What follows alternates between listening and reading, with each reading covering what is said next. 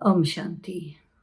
Building inner strength and resilience is probably the real purpose of spiritual practice and meditation. At the Brahma Kumaris, we learn very deep aspects of spiritual knowledge, how to draw spiritual power into the self through meditation, and how to develop virtues as well as spiritual powers. And this is what gives us the inner resilience. I think it is true to say that spiritual practice is undertaken in circumstances of adversity because life is a university, the best we have. And in this university, we are under continuous assessment, and circumstances are the examiners, and we are having this feeling that at each moment, the Supreme Teacher, God, the Supreme Being, is observing us and grading us on how we handle our exams. They can be taking place in the outside world of business, community, the big wide world of all of the activities, and it can also just as well be taking place in that tiny inner world of your own being, the inner world of your mind, your feelings, your heart, and in between there is your community, your family, whether it is your birth family or the family of spiritual practitioners that you live with, whether it is even the family of people that you work with over many years. Always there are karmic accounts. So spiritual practice teaches us about the laws of karma, and that there are many karmic accounts ready to be settled. And so if we want to become free, freedom is an important spiritual virtue and achievement, in fact. So if we want to become free, we want to become light, then it means we need to go through all the different ways in which karmic accounts come up for settlement. I think it is true to say that everyone is feeling that the world is in the process of great change. People are speaking about the new normal.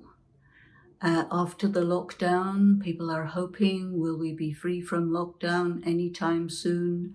Some businesses are opening, but already everything is different. And people do not know what to expect when this is all over. And so this is a very ideal circumstance, really, to test our resilience and our capacity for adjustment, adaptability. Most people are feeling, well, we will have to simplify our lives. We will have to take maximum advantage of our inner power and not expect things to be as they were.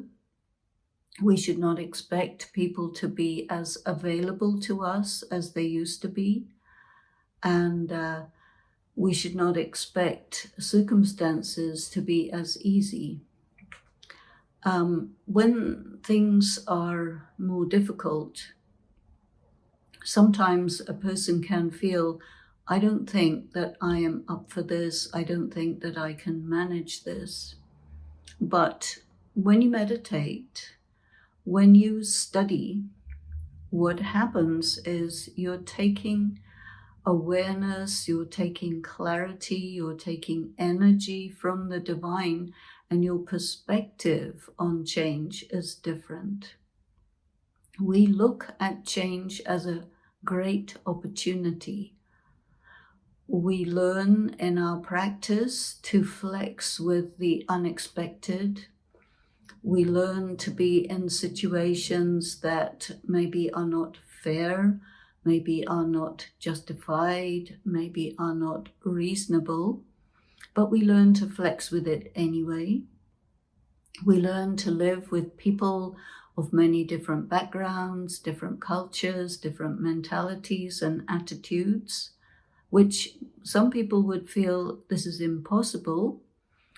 Under the eyes of God, anything is possible, provided that you are positive, that you feel that it's possible, you believe in yourself, you believe in your value and your right to be you, in the value of your contribution and the value of the contribution of those who are around you, those who you are serving with, those who you work with, those who you live with. And we create a life as a bouquet of flowers rather than a life as a jungle of thorns. When people are in conflict with each other, in unhealthy competition with each other, then circumstances reflect back to us with painful situations, and we are uncomfortable with ourselves and with each other. So building resilience takes time, and we have been given a lot of time. We have had the opportunity to pass through many different historical situations. We have grown up.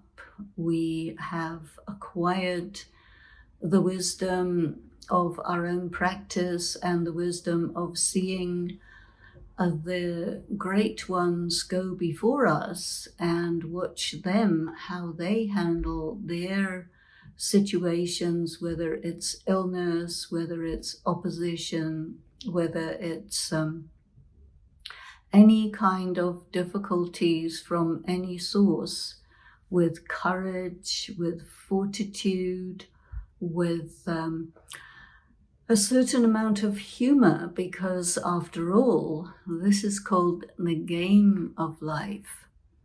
When people think of games, they think of cricket and football, and these are competitive sports, no doubt. But the aim of playing the game partly is to win and also to enjoy and to enjoy the people. We have to learn to be a winner who shares the fruits of victory and a loser who can be a good loser, because you win some, you lose some. And all of this adds up to a certain flexibility, a lightness of spirit that allows us to feel that, yes, I am making progress. And as I progress, then all those around me also progress. And so we feel good. Thank you very much, and Om Shanti.